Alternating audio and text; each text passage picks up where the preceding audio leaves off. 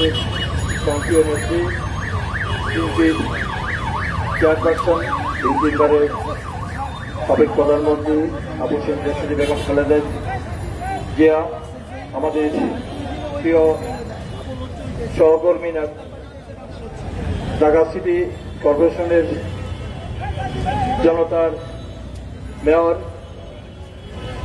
আমাদের অত্যন্ত প্রিয় সহকর্মী প্রয়াত ঢাকা সিটি কর্পোরেশনের সফল মেয়র, ঢাকা সিটি বিএনপির অবিভক্ত বিএনপির সংগ্রামী সভাপতি, বীর মুক্তিযোদ্ধা সাদেক হোসেন খোকার যোগ্য উত্তরসূরি, ইঞ্জিনিয়ার ইশাক হোসেন সহ সকল রাজনীতিদের মুক্তির দাবিতে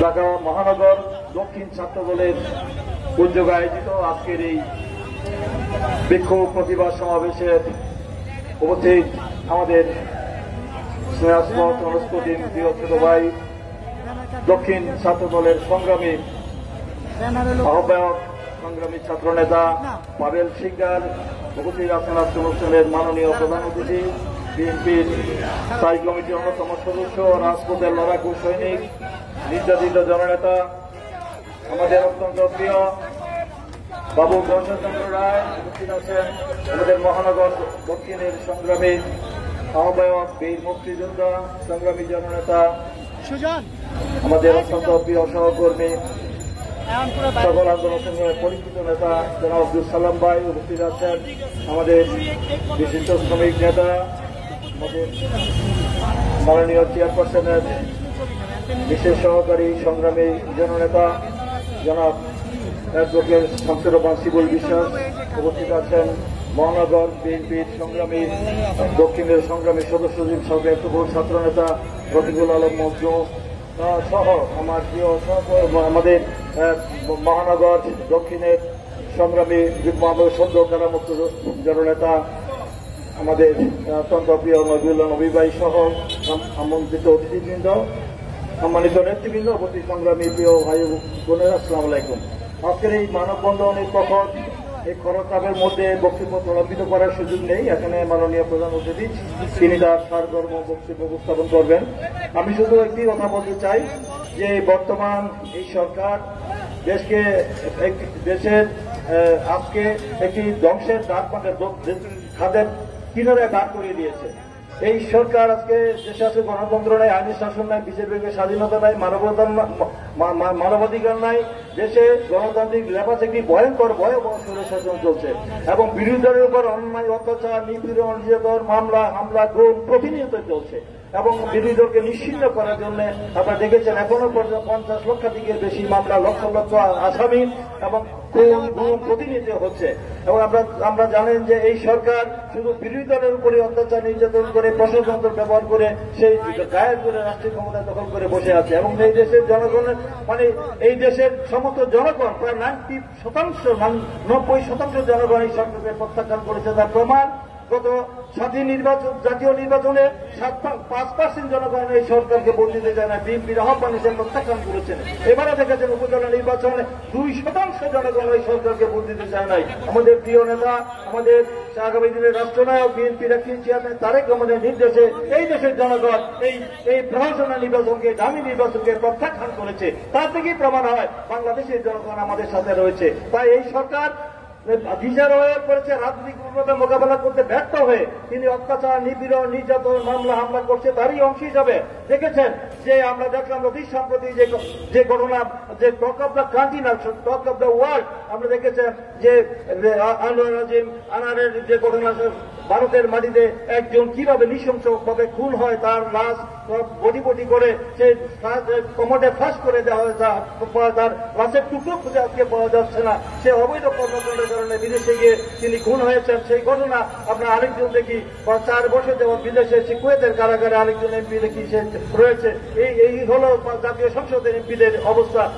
শুধু তাই নয়, দেশের যে সেনা প্রধান, সাবেক সেনা প্রধান এবং সাময়িক পুলিশ প্রধানের বিরুদ্ধে যে অভিযোগ উত্থাপন হয়েছে এতদিন পরে কেন, সেটা জনগণ জানতে চায়।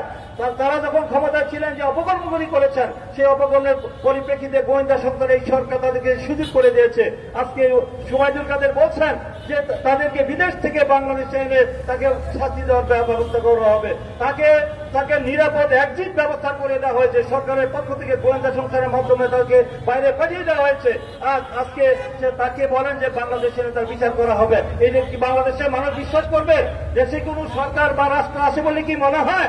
কিভাবে এত কাহিনী করে যখন সেই তার নামে আমরা দেখেছি স্যাংশন হলো এবং গণমাধ্যমগুলিতে তার যে সম্পদের পাহাড় লুটপাট সেই অন্যায়ের অভিযোগগুলি উত্থাপিত হলো, তারপরে তার বিরুদ্ধে ব্যবস্থা নেওয়া হয়েছে। যখন তিনি দায়িত্বে ছিলেন তখন তো ব্যবস্থা নেওয়া হয়নি। তারপর শুধু আমরা দেখি যে সেনাবাহিনীর সাবেক সে আজিজ সাহেবের বিরুদ্ধে একই অবস্থান দেখতে পাচ্ছি। তার পরিবারের সে শীর্ষ সন্ত্রাসী তাদেরকে কিভাবে সে বিদেশে পাঠিয়ে দিয়েছে, ভুয়া আইডি কার্ড করে, এগুলো তো আমরা দেখেছি।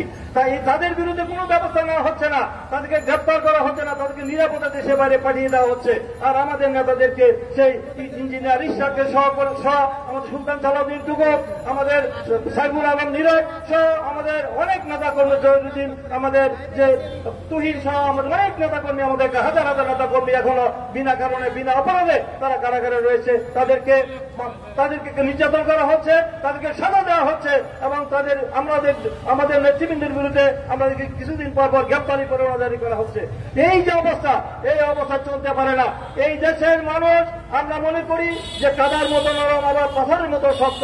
তাই আসুন আমরা আমাদের আগামী দিনে অধিকার আদায় করার জন্য, গণতন্ত্র পুনরুদ্ধার করার জন্য, মানুষের বাক ব্যক্তির স্বাধীনতার জন্য আবার আরেকটি যুদ্ধ করার দরকার রয়েছে।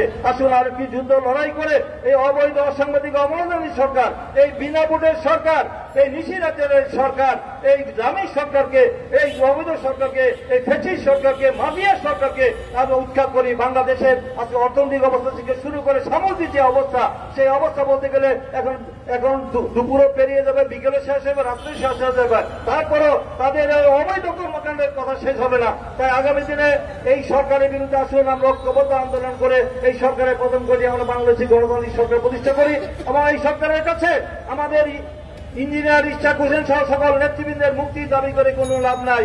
আমরা রাজপথে আন্দোলন করে আমরা দেশকে অচল করে দিয়ে সরকারকে আমরা বাধ্য করবো আমাদের নেতাকে কারাগার থেকে মুক্ত করতে। সেই আন্দোলনে আমরা শরীক হওয়ার আহ্বান জানিয়ে সকলকে ধন্যবাদ দিয়ে আমার বক্তব্য শেষ করছি। খোদা হাফেজ। বাংলাদেশ জিন্দাবাদ, বাংলাদেশ জাতীয়তাবাদী ছাত্রদল জিন্দাবাদ, মহান স্বাধীনতার ঘোষক শহীদ রাষ্ট্রপতি জিয়া রহমান, বীর উত্তম অমর হোক, দেশনেত্রী বেগম খালেদা জিয়া জিন্দাবাদ, আমাদের আগামী দিনের রাষ্ট্রনায়ক, আমাদের প্রেরণার উৎস তারেক রহমান জিন্দাবাদ। সকলকে ধন্যবাদ। আসসালামু আলাইকুম।